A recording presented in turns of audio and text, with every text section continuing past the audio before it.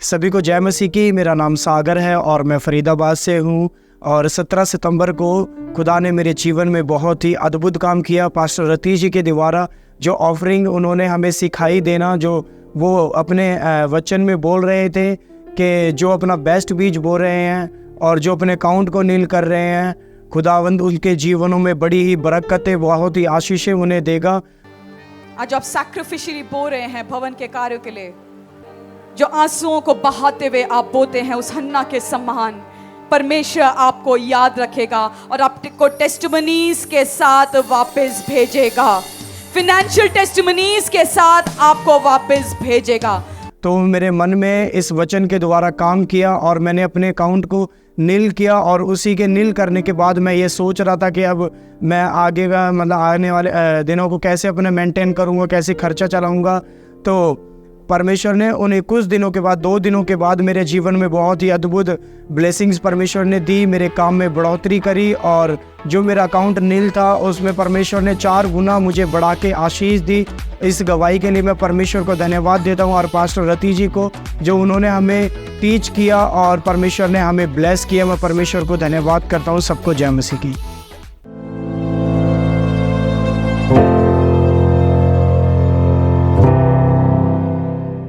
सभी को जय मसीह की। मेरा नाम संजय है, मैं फरीदाबाद से आता हूँ। मेरी ये गवाही है कि मुझे 7-8 साल से खांसी की बहुत ज़्यादा परेशानी थी।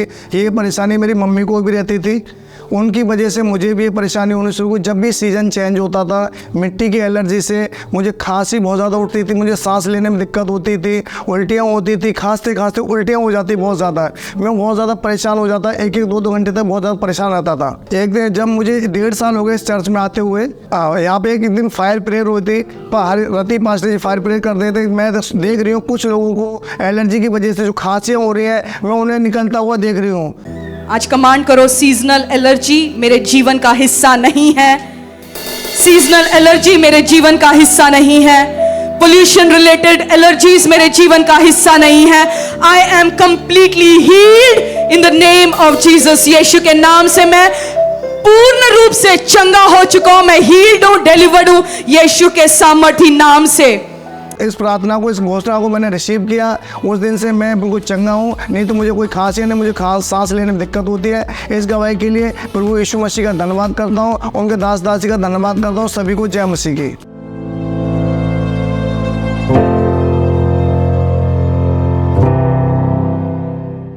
जय मसीह की।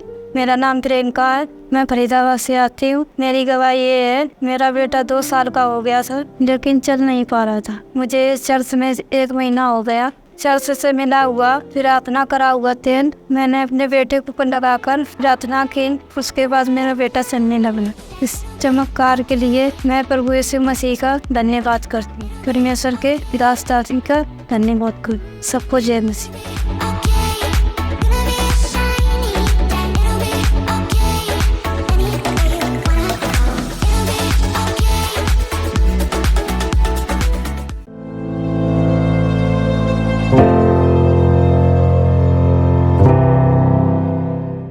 जय मसीह जी, मेरा नाम शीतल है, मैं दिल्ली से आती हूँ।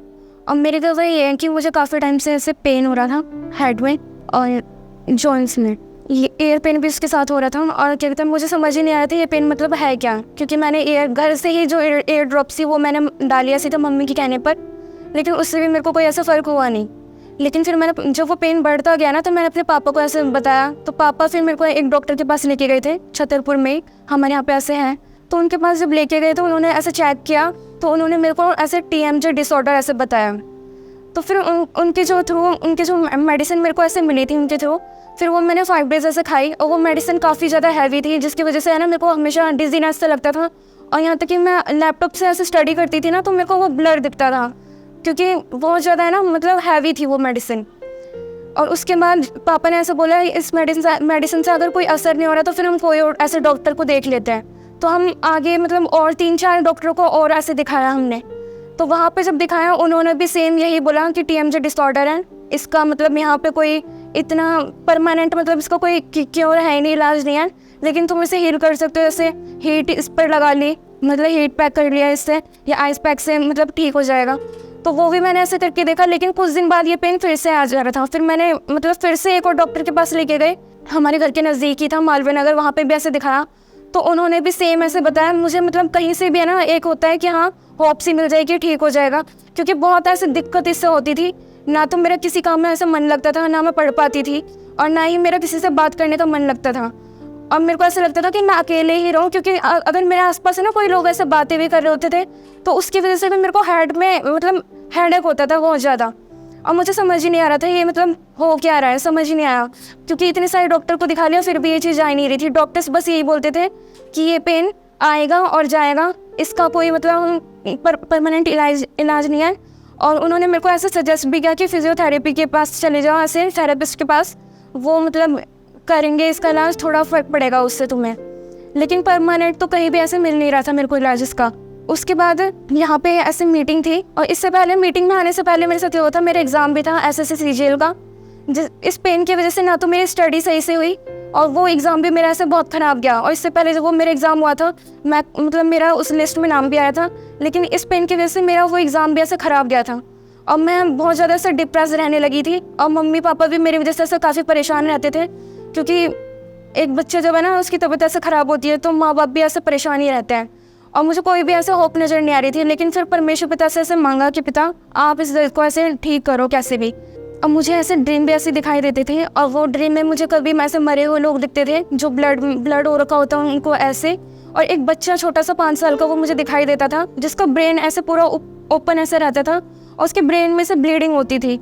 और उससे देख के मेरे को ऐसे सपने में ऐसे डर लगता था। और उस सपने में क्या हुआ, वो एक औरत उसको मेरे पास ऐसे छोड़ के चली गई थी, और वो लड़का मेरा हाथ पकड़ के ऐसे खड़ा हो गया। मैंने उसको काफ़ी कोशिश की कि दूर हट, लेकिन वो फिर भी मेरे पास ऐसे गया नहीं।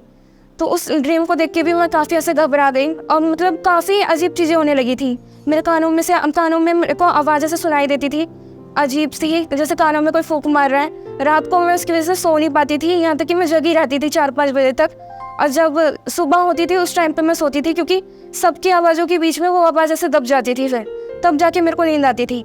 मैं काफ़ी ऐसे बहुत ज़्यादा ऐसे परेशान हो गई थी उन चीज़ों से, और कुछ समझ ही नहीं आ रहा था कि क्या हो रहा है ये मेरे साथ, क्योंकि एकदम से ही मेरे साथ है ना इतनी सारी प्रॉब्लम्स हो गई थी कि ऐसा लग रहा था कि मेरी पूरी बॉडी डैमेज होती जा रही है धीरे धीरे।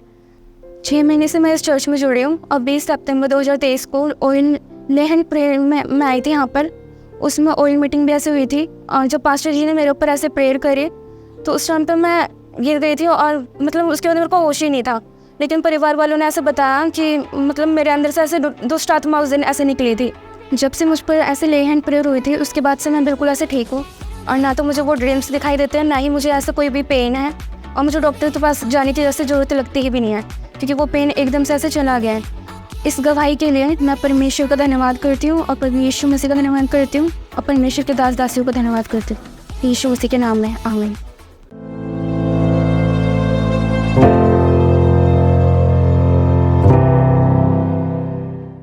सबको जय मसीह की। मेरा नाम महेंद्र है, ये मेरी वाइफ हैं, इनका नाम ममता है, और हम फरीदाबाद से आते हैं। और मेरी टेस्टमनी ये है, आज मैं अपने जीवन की बहुत बड़ी गवाही देने जा रहा हूँ। और प्रभु जी ने मेरे इस पाप भरी ज़िंदगी को कैसे आज़ाद किया। जब मैं 15-16 साल का था तभी से नशा करना चालू कर दिया था। पहला नशा मेरा यही था कि मैं तंबाकू खाता था। उसके बाद धीरे धीरे तंबाकू खाते खाते मैं गुटखा खाने लगा। गुटखा खाते खाते कुछ दिन ऐसे बीत गया। उसके बाद जब मैं प्रदेश निकलने लगा तो उसे मैं दारू भी पीने लगा। दारू पीते पीते काफ़ी दिन बीत गया। इस चीज़ से मेरे घर वाले भी परेशान थे, मेरे फैमिली वाले माना जो भी थे इस चीज़ के बारे में परेशान रहते थे कि ये नशेड़ी हो गया है, इससे कोई चीज़ बचा नहीं है, हर एक नशा कर रहा है। ये चीज़ मेरे को छूटता नहीं था। ऐसे करते करते काफ़ी दिन बीत गया। घर वाले से भी विवाद होता था कि मैं किसी का बात नहीं मानता था। जब दारू पीने बैठ जाता था तो ये नहीं सोचता था कितना आ रहा है कितना जा रहा है, इतना मुझे दारू का लत लग गया था। ऐसे चलते चलते काफ़ी दिन बीत गया। नशे में मैं इतना धुंध हो जाता था कि मुझे पता ही नहीं था चलता था मैं क्या कर रहा हूँ, कहाँ गिरा हूँ। मेरे घर वाले दूसरे से खबर मिलता था, बहुत ही परेशान रहते थे मेरे नशे के कारण। जब भी मैं घर छोड़ता था घर वाले मेरे यही कहते थे कि गया है, पता नहीं कब तक आएगा, कहाँ पड़ा होगा, कोई खबर नहीं था। एक दूसरे के द्वारा खबर मिलता था तो जाकर हमें लाते थे और मैं नशे में कुछ नहीं पता रहता था मैं क्या कर रहा हूँ क्या नहीं। फिर सुबह होता था मेरे से लोग बताते थे, फिर 2-4 दिन कैसे रुकता था, लेकिन दूसरे दिन फिर दोस्तों के साथ मिलकर फिर मैं उसी माहौल में चला जाता था। इसको वजह से लेकर घर वाले बहुत ही परेशान थे। नशा करते करते व्यभिचार में मैं चला गया, किसी गलत काम में। एक लेडी से संपर्क हो गया, उससे हमारा फ़ोन द्वारा बातें होने लगा। फ़ोन करते करते काफ़ी दिन बीत गया। अब घर वालों को भी पता लग गया इस चीज़ के बारे में। नशे में भी मुबतला रहता था, एनी टाइम उससे बातें भी करता था। ऐसे चलते चलते कुछ दिन लाइफ बीत गया। जब मैं फ़ोन करते करते ऐसे भी विचार में चला गया, गलत संबंध भी हो गया उससे, और किसी के द्वारा मेरे घर वालों को भी पता चला। हमें बहुत मना किए, लेकिन मुझे कुछ नहीं पता चलता था नशे के होश में कि मैं क्या कर रहा हूँ क्या नहीं कर रहा हूँ। इस बात को लेकर मेरे घर वाले बहुत ही परेशान हो गए, बहुत ही दुखी हो गए। ऐसे कुछ दिन चलते चलते मानो सबका इज्जत जा रहा था। मेरे गांव वाले ना मेरे घर वालों के निंदा करते थे और कहते थे मैरिज होते हुए इसका लड़का गलत कर रहा है। अब उन लोगों को बहुत काफ़ी महसूस होता था बेइज्जती। इसके कारण से मुझे फैमिली मेरे बच्चों के समेत मुझे घर से निकाल दिए सब। जब फरीदाबाद में मैं आया तभी मेरा नशा कम नहीं हुआ, काम करता रहा, नशा मेरा बढ़ता ही गया। नशा बढ़ते बढ़ते काफ़ी बढ़ गया था नशा मेरा, और काम करता रहा, और जो भी मेरे को पैसा मिलता था आधे से ज़्यादा मेरा जो है कि नशे में ही जाता था। मैं बहुत दुखी हो गया था इस चीज़ से। मैं छोड़कर भी नहीं छूटता था मेरे को नशा, जितना चाहता था और ही बढ़ता ही जाता था। मैं बहुत ही परेशान था। उसके बाद धीरे धीरे ऐसे कुछ दिन सिलसिला चलता रहा। तब जो है हम एक दिन मैं और मेरी वाइफ कहीं जा रहे थे तो रोड पे हमें कंप्लेंट मिला। जब रोड पे कंप्लेंट मिला उसको हम लोग उठा कर देखे तो उस पर फ़ोटो जो है लगा था पास्टर जी का, और उस पर नंबर लिखा हुआ था। जब उस पर देखा हम लोग चर्च के बारे में, जैसे इस चीज़ को मैं पहले से जानता था जैसे चर्च के बारे में, लेकिन इसके चीज़ में जानकारी नहीं था हमें कुछ चीज़ के बारे में, ना कोई हमें समझाया था। उसके बाद जब हमें कंप्लेंट मिला, उसके बाद जब हम लोग फ़ोन किए तो यहाँ के बारे में पता लगा। फिर हम नवंबर 2022 में इस चर्च में पहली बार हम लोग आए। फिर जब हम और मेरे हस्बैंड दोनों लोग पहली बार इस चर्च में आए, और हमने जब आया तो वर्शिप चल रही थी, मुझे बहुत अच्छा लगा, मैं देखी। और उसके बाद परमेश्वर के दास पुलपिट पे आए और उन्होंने वचन सुनाया, फिर प्रार्थना किए। मैंने प्रार्थनाओं को ग्रहण किया अपने लिए, अपने परिवार के लिए, बच्चों के लिए। और उसके बाद हम रेगुलर चर्च तब से आना शुरू किए। मैंने रेगुलर चर्च में आना चालू कर दिया, और जो भी घोषणा होता था पास्टर के द्वारा मैं उस वचन को रिसीव करता था अपने लाइफ में। मेरा धीरे धीरे लाइफ से नशा दूर होता रहा, और इस समय पूरी तरह इस समय नशे से आज़ाद हूँ। जो मैं कमाता हूँ मेरा फालतू खर्चा नहीं है, उस समय पूरा बच रहा है। और इसी कमाई में मैं परमेश्वर के भवन में 10वां अंश भी देता हूँ और मेरे सुकून से खाता भी हूँ। अब कोई घटी नहीं है मेरे पास। प्रभु ने मुझे बहुत आशीष दी। मैं आप सभी लोगों को यही कहना चाहता हूँ, जैसे मेरी लाइफ बेकार थी, अगर जो परमेश्वर मेरे लाइफ को चेंज कर सकता है तो आप लोग का भी लाइफ चेंज कर सकता है। प्रभु के ऊपर विश्वास करो। मैं इस बड़ी गवाही के लिए मैं परमेश्वर का धन्यवाद करता हूँ और उनके दास दासी का भी धन्यवाद करता हूँ। सभी को जय मसीह की।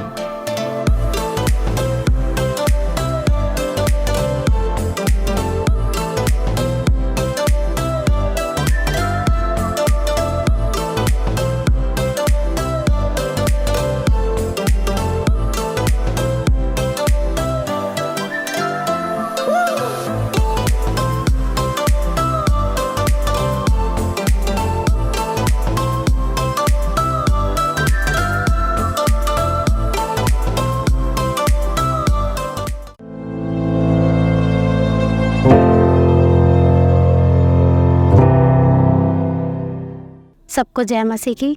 मेरा नाम निशा है, मैं फरीदाबाद से आती हूँ। मैं अपने जीवन की बहुत बड़ी टेस्ट मनी देना चाहती हूँ। कैसे मुझे प्रभु ने मैरिज के 7 साल बाद मुझे बेबी के साथ ब्लेस किया। 2014 में हमारी शादी हुई तो हम 1 साल तक ट्राई करते रहे, पर मैं बेबी कंसीव नहीं कर पाई।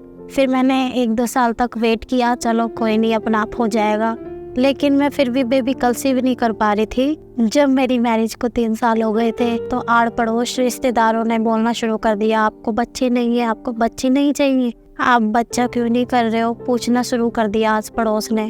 तो मुझे बहुत शर्मिंदगी महसूस होती थी।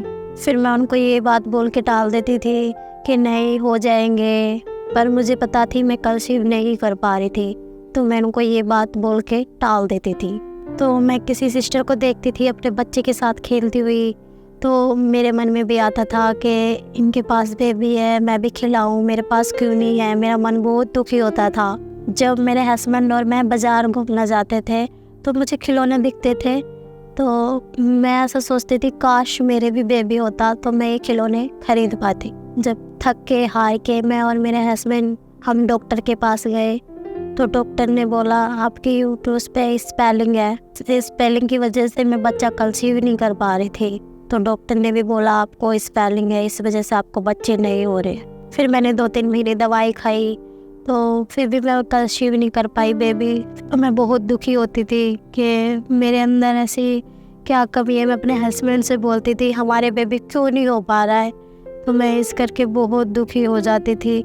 सब माँ को देखती थी कि ये भी माँ है, मैं क्यों नहीं माँ बन पा रही हूँ। फिर 2022 में मेरी मम्मी ने मुझे बताया नचोली चर्च के बारे में। फिर मुझे मेरी मम्मी यहाँ पर लेके आई नचोली चर्च में। जब मैं अपनी मम्मी के साथ 2022 में आई थी, अपनी मम्मी के साथ पहली बार चर्च में आई थी, तो पास्टर जी घोषणा कर रहे थे, वर्शिप चल रही थी, तो मुझे बहुत अच्छा लगा। मेरा मन बहुत शांत हुआ यहाँ पे आके। मैंने प्रभु से यही बोला कि हे प्रभु जी मुझे प्रेग्नेंट हो जाऊँ, प्रभु जी मुझे बच्चे का आशीष देना। मेरी मम्मी ने बोला यहाँ पे प्रार्थना करना, प्रभु जी मुझे बच्चे का आशीष देना। तो मैंने यही प्रार्थना करी, मुझे प्रभु जी बच्चे का आशीष देना। जब भी पास्टर जी बेबी के लिए घोषणा करते थे मैं उनको रिसीव करती थी। फिर 2 मार्च 2023 को फिर प्रभु ने मुझे हेल्दी बेबी बॉय के साथ ब्लेस किया। मैं अपने बेबी बॉय के साथ बहुत खुश हूँ। जिनके पास बच्चे नहीं हैं मैं उनको ये कहना चाहती हूँ, प्रभु यीशु पे विश्वास रखो। वो जैसे मुझे 7 साल बस ब्लेस करा प्रभु ने, वो आपको भी ज़रूर करेंगे। मैं परमेश्वर का, उनके दास दासी का बहुत बहुत धन्यवाद करती हूँ। सबको जय मसीह।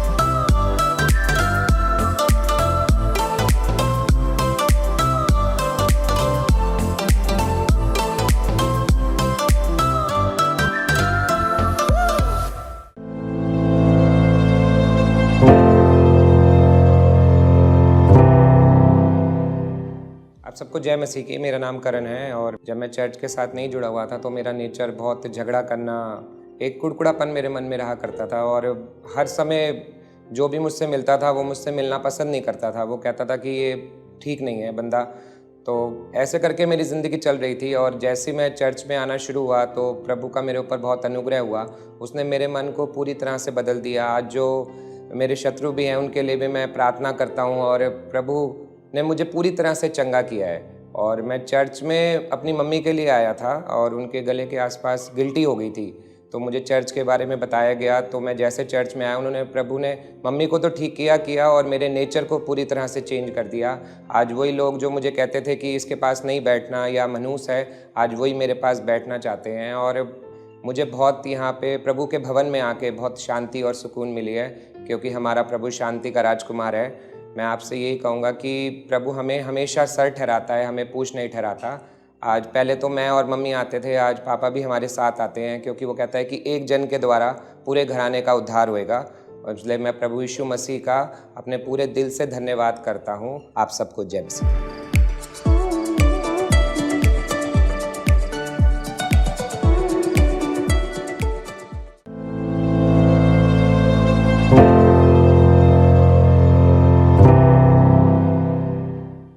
सभी भाई बहन को जय मसीह की। मेरा नाम आरती है और मैं 2020 से इस कलीसिया का 3 साल से हिस्सा हूँ। और मेरी टेस्टमनी ये है कि परमेश्वर ने मेरे जीवन में बहुत ही अद्भुत रीत से कार्य किया।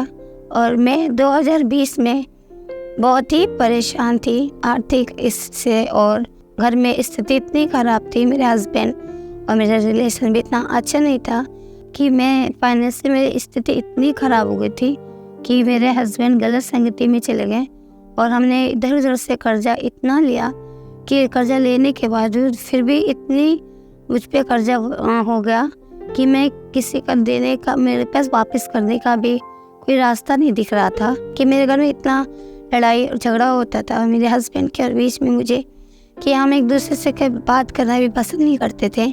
एक दिन मैं फ़ोन चलाते यूट्यूब चला रही थी और कि अचानक से temple of most high God church का मुझे यूट्यूब में बस परमेश्वर के वचन मुझे जो दे रहे थे उसको मैंने सुना। उस वचन को सुनने के बाद मेरा हृदय बिल्कुल छिद गया कि मैं क्या हूँ और किस तरह परमेश्वर मेरे जीवन को बदलेगा। और मैं पास्टर जी के वचनों को सुनती रही और मेरा मन ये लग रहा था कि बस मैं कलीसिया जाके एक बार देखूँ कि शायद मेरा सारा परिस्थिति चेंज हो जाएगा।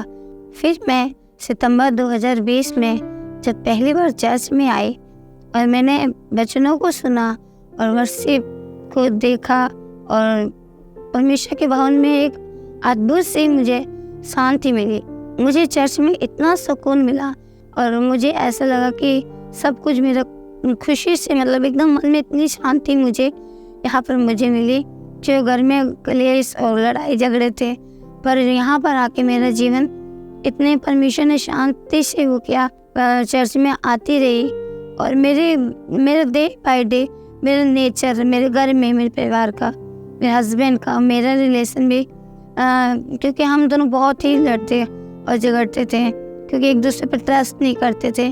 पर परमेश्वर जिस तरह पर सजीदा अपने वचन की तरह सिखाते थे कि वचन पे किस तरह चलना है, वचनों को सुनते सुनते मेरी परिस्थितियों और मेरे घर का नेचर हर तरफ से परमेश्वर चेंज करता गया। और मैं कभी कभी हालात ऐसे होते थे कि मैं रो के भी भवन में आती थी, और पर मैंने कभी हिम्मत नहीं हारी कि मैं अच्छे से नहीं जाना। मैं परमेश्वर के भवन में नित्य लगातार प्रतिदिन आती रही। जब भी आती थी, कभी खुशी मन से, कभी उदास से, और जब भी पास्टर जी मुझे मिलते थे मुझे बस एक ही चीज़ बोलते थे कि सिस्टर आप लगातार कंटिन्यू आप चर्च आते रहिए, आपका जीवन चेंज हो। और मैं कभी कभी अपने हस्बैंड के शेयर भी करना चाहती थी कि किसी से बोलूँ, पर पास्टर जी मुझे हमेशा ही कहते थे कि तू जितना प्यार दे सको अपने हस्बैंड को, अपने घर में परिस्थिति अपने आप चेंज होती जाएंगी। मैं बस मन में ये सोचती थी कि ये तो हमेशा अगेंस्ट से ही पास्टर जी बोलते कि मैं इतनी लड़ाई झगड़े में, पर फिर भी मैं सुनती थी और पास्टर जी की जो वर्ड बोलते थे मैं उसी को घोषणा की। पास्टर जी ने बोला कि जिस तरह तुम चलती रहो उसी राह पे, और बस प्यार जिस तरह जितना तुम प्यार दोगे उतना ही तुझे प्यार मिलेगा। और मैं कंटिन्यू जैसे पास्टर जी बोलती रही, पास्टर तिहारी के वचनों से मैं सीखती रही, और मेरा जीवन, मेरा नेचर, मेरा गुस्सा, एटीट्यूड, मुझे इतना मतलब मेरा इतना कभी कभी कोई कुछ बात बोल देता था, मुझे बर्दाश्त नहीं होती थी। पर परमेश्वर ने मेरे जीवन को इतना नम्र और हम्बल किया। और मैं अपने हस्बैंड के साथ भी कि कभी कोई बात होती थी, मैं एक हफ्ते बोलती रही थी, मुझे उनका चेहरा देखने को अच्छा सा नहीं लगता था।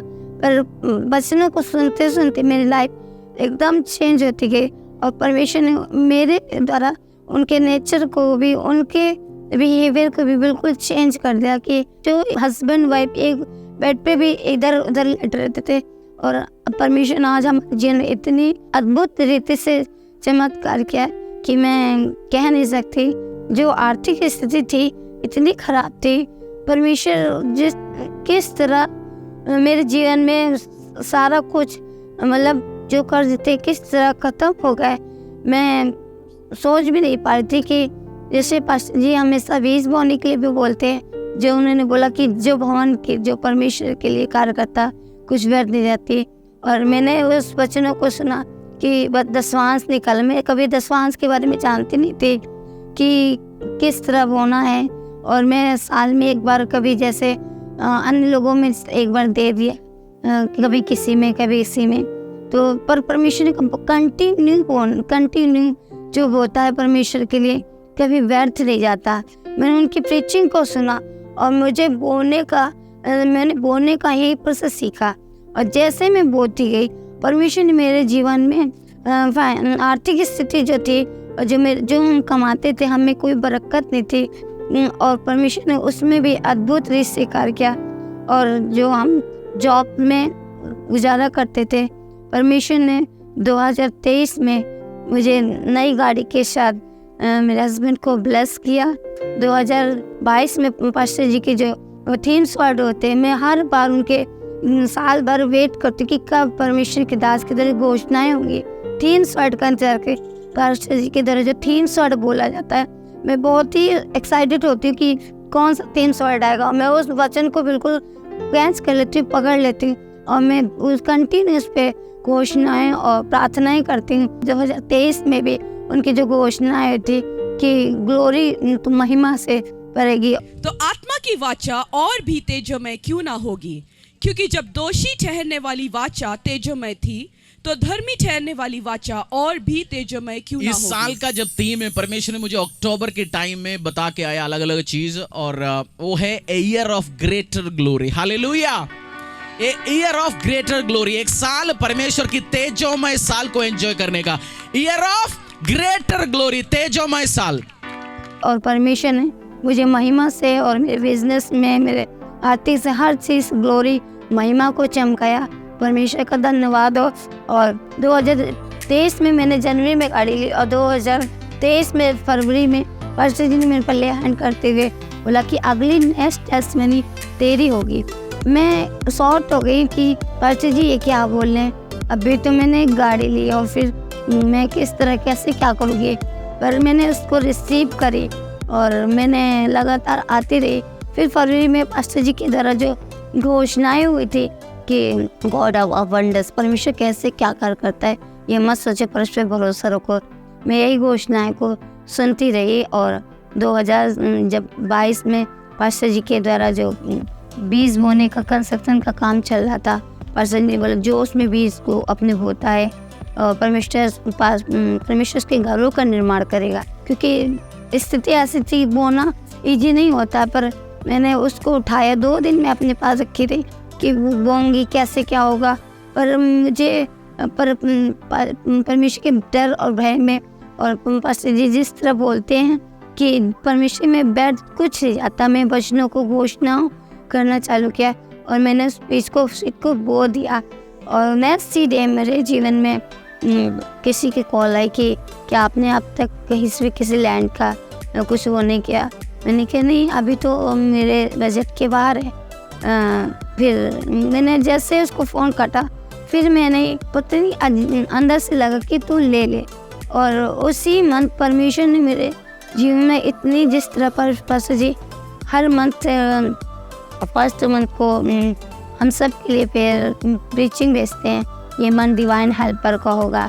उसी तरह पर इतनी अद्भुत रीत से मेरे जीवन में डिवाइन हेल्पर आए कि मैंने नए प्लेस के साथ परमेश्वर ने मुझे ब्लेस किया।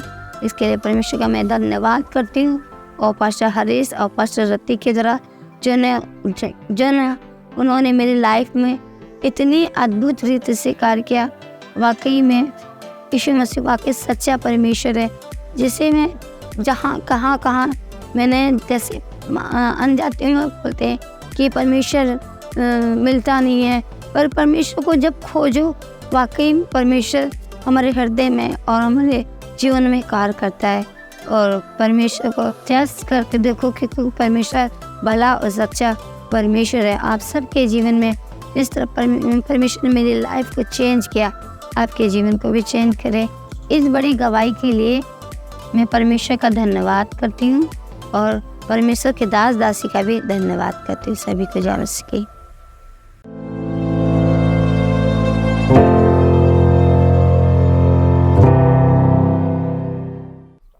सबको जय मसीह की। मेरा नाम साहिल है। मैं और मेरा परिवार जब से ये चर्च की स्थापना हुई तब से इस परिवार का हिस्सा है। मैं तो चर्च आता नहीं था, मेरी वाइफ और मेरा बेटा आता था। और मैं बताऊं 2-2.5 साल पहले मेरी लाइफ क्या थी, तो मेरी लाइफ काला पन्ना था, कुछ नहीं था उसमें, अंधेरा था मेरी लाइफ में। मुझे दुनिया की 2 गंदी सबसे बुरी आदत जो होती है वो लगी हुई थी, एक तो जुआ खेलना और एक शराब पीना। और इन दोनों आदतों ने मेरे जीवन को और मेरे परिवार को तोड़ के रख दिया। पैसों की हमेशा तंगी रहती थी घर में, हमेशा पत्नी से लड़ाई झगड़ा होता रहता था। शराब पी के मैं कहीं गिरा मिलता था। जब शाम होता था, रात ज़्यादा हो जाती थी, तो मेरी पत्नी मुझे खोजने निकलती थी। कहीं नाली में गिरा हुआ, कहीं रोड पे गिरा हुआ, कहीं पटरी पे गिरा हुआ मैं मिलता था। नशे में कई बार मैं ट्रेन से कटने से बचा। लोगों ने मुझे पटरी पर से उतार के नीचे किया, क्योंकि परमेश्वर की योजना थी कि उसको अपना कार्य करवाना था। वो अपने राज्य के लिए मुझे चुना था उसने, इसलिए उसने मुझे धरती पे जिंदा रखा। और मैं बताऊं कि शराब ने मुझे इतना तोड़ा कि मैं घर के सारे सामानों को बेचता था, गारंटी की चीज़ों को तोड़ के बेच देता था। और मेरी पत्नी बहुत परेशान रहती थी। और शराब पी के मैं हमेशा झगड़ा करता था, गाली गलौज करता था अपनी पत्नी से। और इसका प्रभाव मेरे बच्चों पर पड़ने लगा। मेरा एक लड़का एक लड़की है। लड़की की शादी हुए 5 साल हो गए, लेकिन लड़का अभी है, हमारे साथ ही रहता है। और उस पर भी बुरा असर पड़ने लगा। उसे मेरी पत्नी को यहाँ से दूर रखना पड़ा मुझसे, और वो काफ़ी साल तक हमसे दूर रहा अपनी नानी के साथ। ये दिन हम देखने लगे। मेरी पत्नी ने बहुत दुख उठाए, लेकिन उसने परमेश्वर की सेवा नहीं छोड़ी, निरंतर चर्च आती रही, सेवा करती रही, और परमेश्वर ने उसकी सुनी। और मैं बताऊं कि जब शाम का 7 बज जाता था और जब मैं नहीं आता था, तो मुझे खोजने निकल जाती थी कि पता नहीं किस नाली में गिरा होगा, कहाँ पड़ा होगा, जिंदा होगा भी कि नहीं होगा, कि ट्रेन से कटा होगा, क्योंकि सारी कहानी पता थी उसको कि ट्रेन की पटरी पर बैठ के शराब पीते हैं। और उसको ये डर लगता था कहीं ये कटा तो ना हो। कई लोग कहते थे इस घर वाले कि इसकी लाश तो पार्क में मिलेगी, इसकी लाश तो सड़क के किनारे मिलेगी। और मैं बताऊं कि मैं अपने लोगों से पैसे उधार ले लेता था, और उधार लेके मैं जुआ और शराब पीता था। उस चक्कर में जो मेरा इतना महंगा मकान था वो मुझे बेचना पड़ा, क्योंकि लोग रोज सवेरे से लेकर रात तक घर का चक्कर काटते थे और पैसे मांगते थे कि पैसे दो पैसे दो। और पैसे मेरे पास रहते नहीं थे, और मजबूरन ये हुआ कि मुझे वो जगह को छोड़ के फरीदाबाद आना पड़ा, और वो मकान मेरा बिक गया। और बहुत बुरे दिन देखने लगे हम लोग। अपना मकान तो बिका, अब हम किराए के मकान पे रहते हैं। मुझे नशे की इतनी ज़्यादा लत लग चुकी थी कि एक देसी का पौवा मेरे घर पे हमेशा मैं शाम में रात मिला के रख देता था। सवेरे लोग चाय पीते थे और मैं वो पौवा पीता था। और सवेरे मैं बताऊं, सवेरे 10-11 बजे तक एक पूरी बोतल मैं पी जाता था, और फिर आगे तो पीते ही रहता था दिन भर। रात के 7 बजे 8 बजे तक मैं लगातार शराब पीता था, जब तक गिर नहीं जाता था तब तक पीते ही रहता था। और दिन में सवेरे से लेकर शाम रात के 8 बजे तक, मतलब जब तक मेरे पॉकेट में पैसा रहता था मैं पीता ही रहता था। और दिन में 2 बोतल 3, कोई गिनती नहीं है कि कितनी बोतलें ख़त्म हो जाती थी। और फिर उसके बाद वही पटरी पर लेट जाना, कहीं गिर जाना, किसी से झगड़ा कर लेना, यही सब मेरा काम था। एक दिन की बात है कि मेरी वाइफ ने मुझे मकान के किराए का पैसा दिया कि जाओ मकान मालिक को दे दो। हम लोग एक किराए के मकान में रहते हैं जिसका किराया 6,000 रुपया है, और मैं लेके मकान मालिक के घर पर गया भी, लेकिन वो थी नहीं। तो मेरे शैतान ने मेरे जीवन में काम किया और उस पैसे को लेके मैं उसी जगह पे चला गया और इन्हीं दोनों बुरी लतों में मैंने उसी दिन उस 6,000 रुपये को बर्बाद कर दिया। 2-3 दिन तक तो मैंने इस बात को छिपाए रखी कि कैसे भी करके उसको दे दूंगा मकान मालिक को, लेकिन हो नहीं पाया। और जब मेरी वाइफ को पता चला तो उसका जब मैंने रोना देखा और जब उसकी स्थिति देखी तो मैं एकदम टूट गया एकदम। मैंने कहा कि ये क्या किया मैंने। मैं आपको बताऊं, एक दिन में मैंने 40-40 हज़ार रुपये दूसरे का बर्बाद किया है सट्टे में। लेकिन और उस पैसे को भी मेरी पत्नी ने लोन ले के सधाया। उसने इतना बड़ा त्याग किया मेरे लिए। सबसे बड़ी बात है कि हमारे घर में कि हम कोई काम करते हैं तो पास्टर जी को जरूर बताते हैं। मेरी पत्नी ने तुरंत, मैं मना करता रहा कि मत बताना, इससे तुरंत पास्टर जी को बता दिया कि ऐसा ऐसा इन्होंने काम किया है, और पास्टर जी ने मेरे लिए प्रार्थना की। और जब से उन्होंने मेरे लिए प्रार्थना स्टार्ट की, मेरा मन एकदम हट गया इन सारी चीज़ों से और मैं सारी चीज़ों से आज़ाद हो गया। उसके बाद मैं अपनी वाइफ के साथ मैंने चर्च आना स्टार्ट किया, लगातार आने लगा और मैंने सेवा स्टार्ट कर दी। मेरी पत्नी और मेरे बेटा तो पहले से ही सेवा करते थे, मैंने भी सेवा करना स्टार्ट कर दिया और मैंने जीसस किचन से स्टार्ट किया अपनी सेवा को करना। और सवेरे टाइमली में आता था, खाना बांटता था और सारा काम करता था। धीरे धीरे मेरी स्पिरिचुअल लाइफ बढ़ती गई और मैं सेवा में और आगे बढ़ता चला गया। और उसके बाद मेरे रिश्तेदार जो मुझे देखना तक पसंद नहीं करते थे, पूछते नहीं थे। मैं अगर जाता था तो नशेड़ी कहते थे शराबी आ गया। वही रिश्तेदार आज फ़ोन करते हैं और कहते हैं एक बार आके मिल तो लो हम लोगों से। लेकिन मैं उनसे कहता हूँ कि मेरे पास टाइम तो है ही नहीं। परमेश्वर के राज का काम इतना बड़ा है। आज मैं प्रभु के सुसमाचार की सेवा में व्यस्त हूँ और मैं चर्च में इवेंजलिज्म करता हूँ। सड़कों पर सवेरे 7 बजे निकलता हूँ, चाहे वो ठंड हो, चाहे बरसात हो, चाहे गर्मी हो, और रात के 8 बजे मैं और मेरी टीम सड़कों पर सुसमाचार बांटती है। और वही सेवा का फल है। और वही लोग जो मुझे देखना नहीं पसंद करते थे, बुलाना नहीं पसंद करते थे, अब वो मिलने के लिए मेरे घर पे भी आते हैं और मुझे काफ़ी, मेरे रेपुटेशन को परमेश्वर ने बहुत हाई लेवल पर पहुंचा दिया है। और जैसे वचन बताती है कि यरूशलेम की शहर गिरी हुई शहरपनाह को जिस प्रकार परमेश्वर ने खड़ा किया और उसकी ग्लोरी को रिस्टोर किया, उसी प्रकार परमेश्वर ने मेरे जीवन में भी कार्य किया और मेरी सारी चीज़ों को रिस्टोर किया।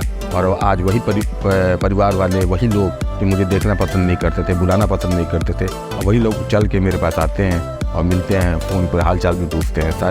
सारी इज्जत, सारी आदर मुझे मिलने लगी है। परमेश्वर की महिमा हो। और वही दुकानदार जो मुझे नशेड़ी बेवड़ा करके पुकारते थे, जब मैं उनके दुकानों के बगल से गुजरता हूँ तो वो देख के यही सोचते, आश्चर्य करते हैं और पूछते हैं मुझसे कि नशा इसने छोड़ कैसे दिया। जो आदमी सवेरे से लेकर शाम तक, रात तक दारू पी के, उन्होंने मुझे रात में घर जाते समय गिरते हुए देखा है, पढ़ते हुए देखा है। कई बार तो उन लोग के दुकान के सामने में गिरा पड़ा मिलता था, तो वो लोग आश्चर्य पड़ जाते थे। जब पूछते थे कैसे छोड़े, तो मैं यही कह रहा था कि मेरी जो आदतें हैं वो परमेश्वर यीशु मसीह ने छुड़ाई है। और मैं भी उन्हें सुसमाचार का दान देता हूँ, पैम्पलेट पकड़ाता हूँ कि यहाँ आओ, और मैं उनको बताता हूँ कि यीशु मसीह जीवनों को बदलते हैं, धर्म को नहीं बदलते हैं। जैसे उन्होंने मेरा जीवन बचाया, उसी तरह आप लोगों का भी जीवन बच सकता है। और मैं उन्हें पैम्पलेट पकड़ाता हूँ कि लो ये पैम्पलेट औरों को दो जाके, और उनको भी यही बताओ कि लोग की जो गलतफहमी है कि यीशु मसीह धर्म बदलते हैं, जात बदलते हैं, नहीं,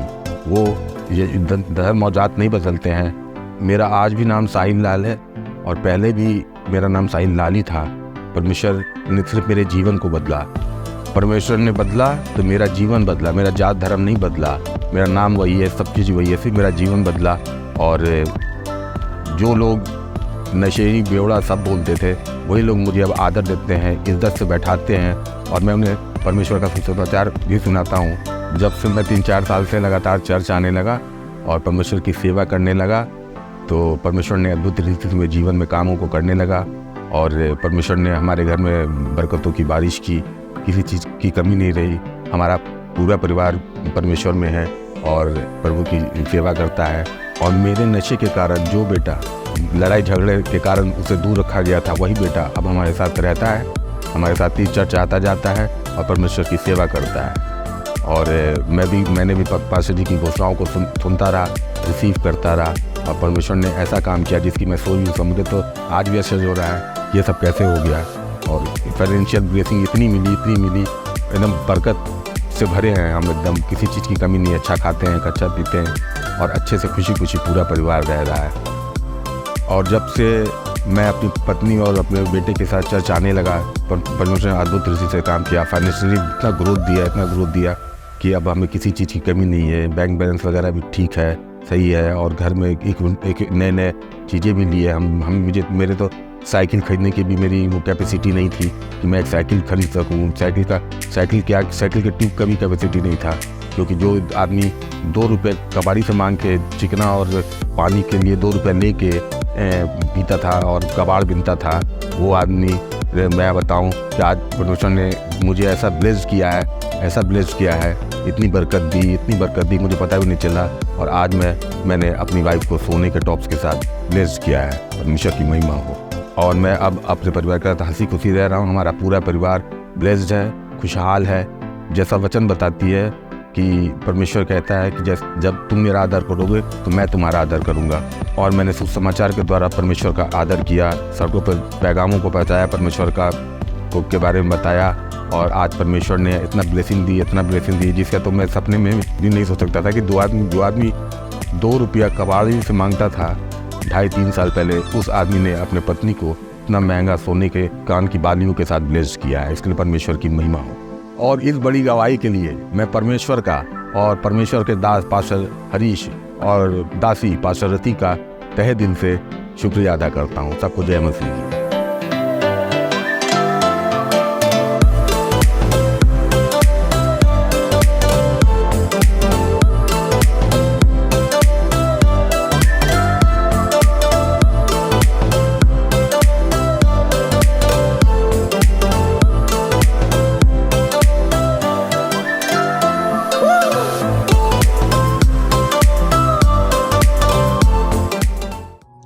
परमेश्वर के दास के द्वारा टीचिंग को सुनने के लिए, अनाउंसमेंट और अपडेट के लिए आप हमारे YouTube चैनल को सब्सक्राइब करें और साथ में बेल आइकन को दबाएं ताकि चर्च के न्यू अपडेट आप सबसे पहले जान सकें।